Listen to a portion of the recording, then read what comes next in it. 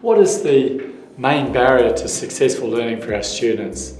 It's usually the teacher or us, the person they're even supervising. You might be saying, well, they're just doing their computer activities, I'm just supervising. But how much do you choose to engage and take an interest? Or even look at the screen if they're older learners. That's my major concern with computerized learning programs. I often see where as soon as the parent's out of the room, they've alt-tabbed over to games or Facebook or whatever else is the latest thing. So you need to be engaged, you need to be taking an interest. If it's important to you, then your students will think it's important. Okay, but if it's not important to you, it won't be important to them either. But in taking that interest, the issue is if you have concerns or fears or tension, those things can transfer and inhibit the learner in gaining what they need to get from the material. They can be more concerned about even your body language or your fear than they can about whatever the lesson is about. Many of us will have experiences ourselves. You might even remember back when you were at school and you had a teacher helping you with some maths and they went a little bit quick for you and they said, now you've got this, haven't you? Do you understand what I'm saying? Now come on, anyone can do this. And really all they were saying is, what's wrong with you? Are you thick? They weren't saying, now you can do this. Their words were positive, but their tone was really saying, are you thick? You know? So a lot of this is about our persona and our mannerism of the children. If we're feeling that fear and the concern, we need to take a step back and relax. And maybe even just get a great little chapter book, Danny the Champion of the World if they're middle primary, some early readers for younger children, and just sitting around and starting the day by sharing some nice positive story or something like that together. And we can all share a book so they can see the picture or can enjoy the text with you and get that joy and expression into your voice. Something like that is a great way to start the day.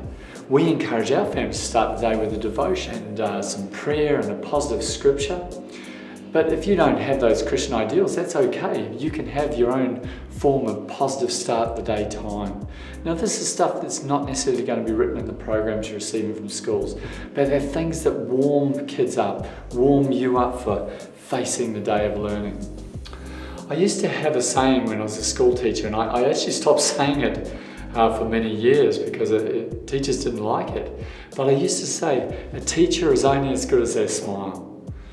If I'm smiling today and relaxed, then you're going to want to listen to what I'm saying, you're going to feel more happy about that communication. But if I'm nervous because I'm in front of a camera, then I'm just going to pass that on to you and it's going to cloud the message. So in working with your children, somehow you've got to get on that positive street. A lot of parents I meet say, oh, you know, I can't teach my kids and I've got no choice because it's not working at school. And I say, well, you've got no choice, so you're going to have to.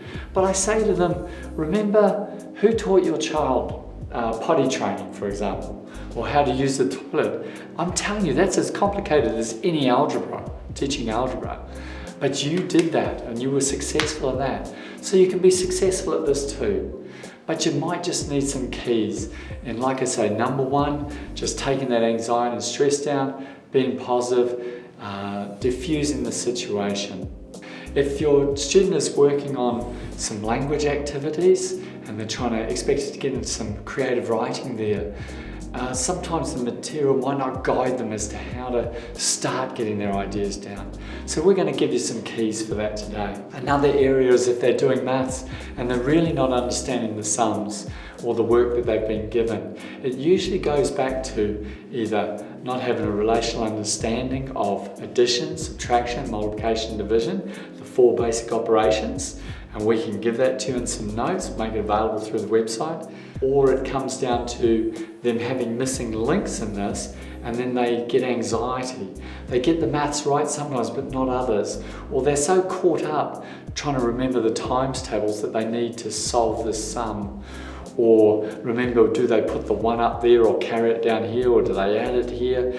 In other words, the step-by-step process. They're so caught up in that because they don't have a relationship understanding. They don't understand, oh, well, I'm taking this from there and that's a lot of 1s and 10s and 100s. If they don't understand those relationships and they're just putting this there and putting that there, then they're just like dancing a jig. You know, they're not actually even really doing maths. They're just following steps, aren't they? I suggest to some people that this is no different than getting a calculator and doing it, putting that there, and somehow you get the right answer. So we'll talk about some maths things that can help you as well. These are keys for success, because the thing that concerns me the most is that many of you are going to be quite surprised at where your students are actually at. This happens with families that come over into home education, distance education. They're quite often shocked at seeing a grade 5 boy that's actually struggling to read a chapter book. Or he can sort of decode and labour his way through, but there's certainly no fluency there. He's certainly not got spare thinking space left for getting the comprehension and the meaning of the text. Or it might be a student that is attentive and behaving very well in school, and the teacher certainly loves that student. They're not a hard student to love, but they're good at smiling and nodding at the right times, putting up their hand, but of course the boys get asked, not the girl necessarily. So no one really finds out whether she knows what she's talking about or whether she's getting that learning. She's what I call intelligence persona. And when you actually start to work with the child one-on-one, you do find out where they're at. Now, when you find these things out, try not to be cross at schools. Try not to be angry at the teacher. I assure you, teachers everywhere are doing their best, working very hard.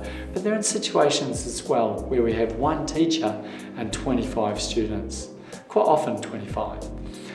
And that means their time is split very thin. There's also a lot of dynamics in the classroom, and different students that struggle with behaviour, and so time is not spread evenly.